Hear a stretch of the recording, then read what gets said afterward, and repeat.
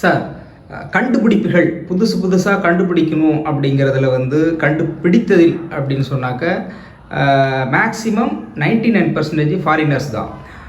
அதில் first German, England, America இது போன்ற வெளிநாட்டில் இருப்பவர்கள் தான், வெளிநாட்டு அறிவியல் அறிஞர்கள் தான் கண்டுபிடிப்புகளில் அதிகமாக ஈடுபடுகிறார்கள். அவர்கள் தான் அதிகமாகவும் கண்டுபிடிக்கிறார்கள். இந்த கண்டுபிடிப்பு அப்படிங்கிற விஷயத்தில் இந்தியர்களில் 0.0% கூட முன்வருவதில்லை, கண்டுபிடிக்கவும் இல்லை அப்படிங்கிற ஒரு குற்றச்சாட்டு ரொம்ப நாளாக இருக்குது. உண்மையில் இந்தியர்களுக்கு கண்டுபிடிப்பதில் ஆர்வம் இல்லையா, இல்லை இவர்களால் புதிதாக எதையும் கண்டுபிடிக்க முடியாதா? இதை பற்றி உங்களுடைய விளக்கத்தை சொல்லுங்கள் டாக்டர். இந்த குற்றச்சாட்டு யார் சொல்கிறது? பொதுவாக எல்லாருக்கும் இருக்குது, இந்தியர்களுக்கே தெரியுது. டேட்டாஸ் பார்த்தோம்னா அதிகமாக கண்டுபிடிப்புகள் அப்படின்னு இப்போ இருக்க பார்த்தா ரேடியோ இருக்கட்டும், டிவியாக இருக்கட்டும், மோட்டார் வாகனம் இருக்கட்டும், வாட்சி, காரு எல்லாமே பார்த்தீங்கன்னா ஃபாரினர்ஸ் தான். இந்தியர்கள் கண்டுபிடிக்கவில்லைங்கிறது அது டேட்டாஸ் ரெக்கார்டில் இருக்கிற விஷயம்தான். அது ஒரு மனிதனுக்கு அடிப்படை தேவைகள் ஒரு மனிதனுக்கு வாழ்க்கையில் என்னென்னலாம் தேவை, ஒரு குழந்தையாக பிறக்கிறதுல இருந்து மறைகிற வரைக்கும், மறைந்த பிறகும் கூட அடுத்தடுத்து என்ன செய்யணுன்றதை கடவுள் ஈவனாக எல்லாருக்கும் கொடுத்துருக்காரு. உங்களுடைய வாழ்க்கையில் நீங்கள் பிறந்ததுலேருந்து உங்களுடைய வாழ்நாள் வரையில் உங்களுடைய தேவைகள் எல்லாம் பார்த்தீங்கன்னா எல்லாரும் ஒரு வகையில் ஃபுல்ஃபில் பண்ணுவாங்க. குழந்தையாக இருக்கும் பொழுது அப்பா அம்மா பார்த்துக்கிறாங்க, அந்த குழந்தைக்கு தேவையான பால் ஒருத்தர் கொண்டு கொடுப்பார். அடுத்தது குழந்தை வளரும்போது அதுக்கு தேவையான சாப்பாடு, அந்த சாப்பாடை செய்யறதுக்கு உண்டான விவசாய பொருட்கள், மூலப்பொருள்கள்லாம் வெளிலேருந்து உங்களுக்கு கிடைக்கும். அரிசியாக, தானியமாக, கோதுமையாக, மற்ற பொருள்களாக கிடைக்கும். அது வளர்ந்து பள்ளிக்கு போகணும், குழந்தைக்கணும், படிக்க ஆரம்பிக்கணும் அப்படிங்கும்போது அதுக்கு தகுந்த மாதிரி ஒருத்தர் ஸ்கூல் வச்சுருப்பாங்க, டீச்சர்ஸ் இருப்பாங்க. ஸோ அதையும் முடித்து காலேஜுக்கு போகும்போது அதுக்கு தகுந்த மாதிரி கல்லூரிகள் இருக்கும், அதுக்கு தகுந்த மாதிரி ப்ரொஃபஸர்ஸ் இருப்பாங்க. அதையும் முடித்து அடுத்த லெவலுக்கு போகணுன்னும்போது யூனிவர்சிட்டி லெவலில் மென்டார்ஸ் இருப்பாங்க, பிஹெச்டி ஹோல்டர்ஸ் இருப்பாங்க. ஸோ இப்போ வாழ்க்கையில் அடுத்தது கல்யாணம் பண்ணிக்கணும் அப்படின்னு சொல்லும்போது அதுக்கு தேவையான ஒரு மணமகளோ எங்கோ ஒரு இடத்துல பிறந்திருப்பாங்க. அதை தேடி கண்டுபிடிச்சி பொண்ணாக இருந்தால் கல்யாணம் பண்ணிக்குவாங்க, மாப்பிள்ளையாக இருந்தால் பொண்ணு எடுத்து கல்யாணம் பண்ணிக்குவாங்க இல்லையா? பொண்ணாக இருந்தால் மாப்பிள்ளை, மாப்பிள்ளையாக இருந்தால் பொண்ணு. ஒரு வேலை வேணும், அப்போ அந்த வேலை கொடுக்குறதுக்கு எங்கேயோ ஒரு இடத்துல ஏதோ ஒரு கம்பெனியோ கவர்மெண்ட்டோ ஏதோ ஒரு இடத்துல வேலை கிடைக்கும். ஸோ உங்களுடைய வாழ்க்கையின் தேவைகளை எல்லாம் ஃபுல்ஃபில் பண்ணுறதுக்கு அந்தந்த காலகட்டத்தில் எல்லாருமே இறைவன் அமைச்சிருக்காரு, எல்லாருமே அமைச்சிருக்காரு, உங்களுக்கு எல்லாரும். அதே மாதிரி ஒரு மனிதன், இந்த மனித குலம் நம்ம தான் பார்க்குறோம் ஒரு சார்பான பார்வைன்னு சொல்லுவோம், அன்பயாஸ் இல்லை, பயாஸ் இல்லை. சார் நிறைய நாட்டுக்காரெலாம் நிறைய கண்டுபிடிக்கலாம், கீழ் நாட்டுக்காரன் ஒன்றும் கண்டுபிடிக்கல சார். கடவுளுடைய பார்வையில் அன்பயாஸ் இல்லை. அப்போது இந்த உலக மக்கள் வாழ்வதற்கு என்ன தேவையோ அது எல்லாமே ரெண்டு விஷயமா பிரிக்கலாம். நான் ஏற்கனவே நிறைய டைமில் சொல்லியிருக்கேன், இன்விசிபிள், விசிபிள். அந்த விசிபிளான விஷயம் பவர் சப்ளை வேணும், வண்டி வேணும், இந்த மாதிரி விஷயங்கள் லௌகீகமான விஷயங்கள் சொல்லுவாங்க.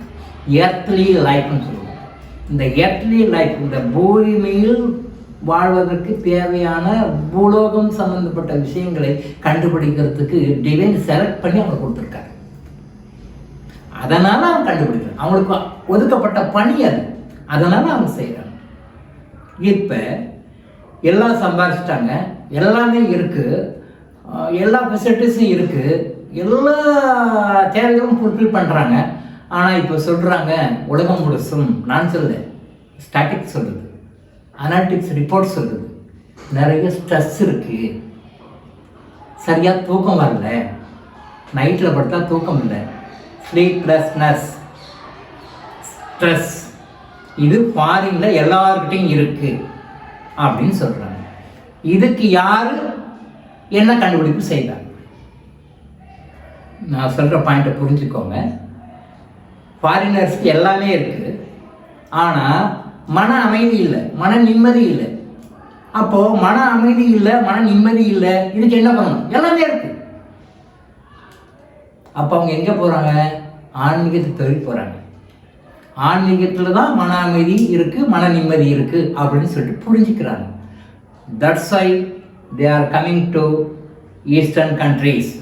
கீழே நாடுகளுக்கு வராங்க, கீழே நாடுகள் சில விஷயத்தை ஃபாலோ பண்ணுறாங்க, கீழே நாடுகள் சொல்லியிருக்கிற தத்துவங்களை ஆராயிறாங்க, கீழே நாடுகள் சொல்லியிருக்கின்ற விஷயங்களை நுணுகி ஆராய்ந்து இந்த பலனை அனுபவித்து சுகப்படுறாங்க. அப்போ மனிதனுக்கு தேவையான அந்த ஆன்மீகம் அப்படின்றது வந்து அங்கே இல்லை. அப்போது அந்த ஆன்மீகத்தை நீங்கள் சொன்னீங்கன்னா இந்தியாவில் இருக்கு. உலகத்திலேயே ஆன்மீகம் அப்படின்னு சொல்லி சொன்னால், ஸ்பிரிச்சுவாலிட்டி அப்படின்னு சொல்லி சொன்னால் அது வந்து நம்பர் 1 ஆசியா தான். ஆசியாவிலையும் இந்தியா தான், இந்தியாவிலையும் சவுத் இந்தியா தான், சவுத் இந்தியாவிலையும் தமிழ்நாடு தான். திரும்பவும் கேட்டுக்கோங்க, டிவைன் எப்படி வந்து ப்ரோக்ராம் பண்ணி அமைச்சிருக்காருது. இந்த உலகத்துக்கு ஆன்மீகம் தேவை. அந்த ஆன்மீகத்தில் தான் ஒருவனுடைய வாழ்க்கை முழுமையடைகின்றது. ஒருவனுடைய வாழ்க்கை வந்து முழுமையடைகிறது வந்து ஆன்மீகத்தில் பக்குவம் அடையும் பொழுது தான். அந்த பக்குவம் அடைகிறதுக்கு வந்து ஆன்மீகம் கண்டிப்பாக தேவை. அந்த ஆன்மீகத்தை யார் தருவார்கள்? உலகத்திலேயே ஆசியா கொடுக்கும்.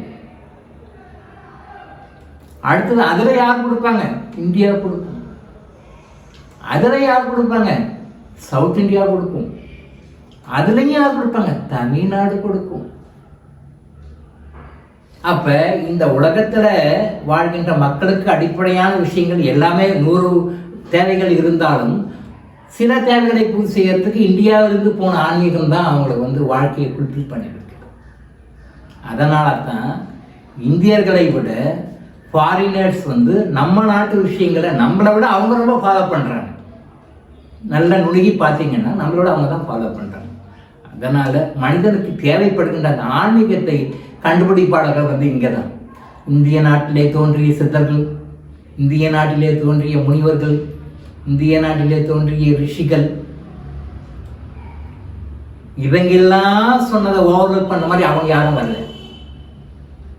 இவங்கெல்லாம் சொன்னதை ஓவர்லுக் பண்ண மாதிரி அவங்க வரல.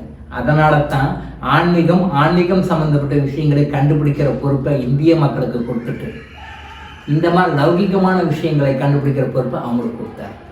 ஸோ கடவுளுடைய பார்வையில் வந்து மேல் நாட்டினர், கீழ் நாட்டினர் அப்படின்ற வேரியேஷன்லாம் எதுவுமே கிடையாது. கடவுளுடைய பார்வையில் எல்லா ஆன்மாக்களும் ஒன்று தான். அதனால் தயவு செய்து இந்த ஒரு தவறான ஒரு கண்ணோட்டத்தை எடுத்துடுங்க.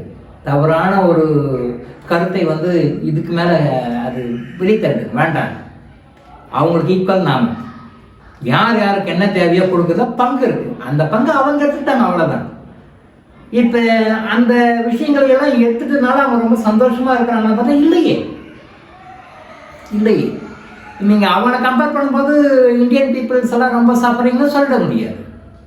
இவங்க நல்லா ஹாப்பியாக இருக்கிறாங்க, சந்தோஷமாக இருக்கிறாங்க. எந்த அளவுக்கு ஆன்மீகத்தோட நம்ம தொடர்பு வச்சுக்கிறோமோ அந்த அளவுக்கு நாம் வந்து ஹாப்பியாக சந்தோஷமாக இருப்போம். ஆன்மீகம் வாழ்க்கையில் அடிப்படை தேவையான ஒன்று. கடவுளே இல்லை என்று சொல்கின்ற நாத்திகனுக்கும் கூட ஆன்மீகம் தேவைப்படுது. அவனும் ஆன்மீகத்தை ஒரு ஸ்டேஜில் உணருவான். கடவுள் இருக்கிறான்னு சொல்கிறது வேற, இயற்கை சக்தின்னு சொல்கிறது வேற. கடவுளை வந்து ஆத்திகன் வந்து கடவுள்னு சொல்கிறான், நாத்திகன் வந்து அது இயற்கை சக்தின்னு சொல்கிறான். இயற்கை சக்தினாலும் கடவுள்னாலும் நம்முடைய பார்வையில் ஒன்று தான். ஆத்திகன் கடவுள்னு சொல்கிறான், நாத்திகன் வந்து அது இயற்கை சக்தி, a force, a natural force அப்படின்னு சொல்கிறான். எந்த பேர் சொன்னாலும் இயற்கை தான், கடவுள் தான். ஸோ அதனால் மேலை நாட்டுகள்லாம் உயர்ந்தவங்க, கீழ் நாட்டுகள்லாம் தாழ்ந்தவங்க அப்படின்ற தவறான மனப்போக்கை தயவு செய்து எடுத்துடுங்க.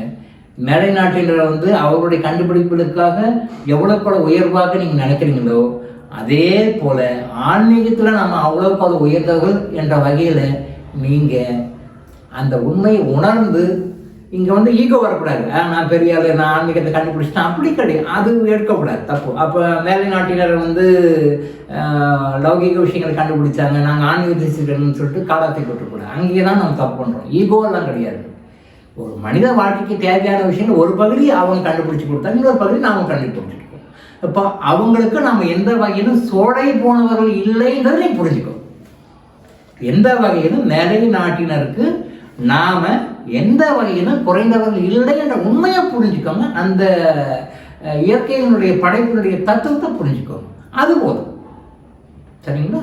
டாக்டர் இளங்கோ ஆயுஷ் ஹாஸ்பிட்டல் வழங்கும் விழிப்புணர்வு.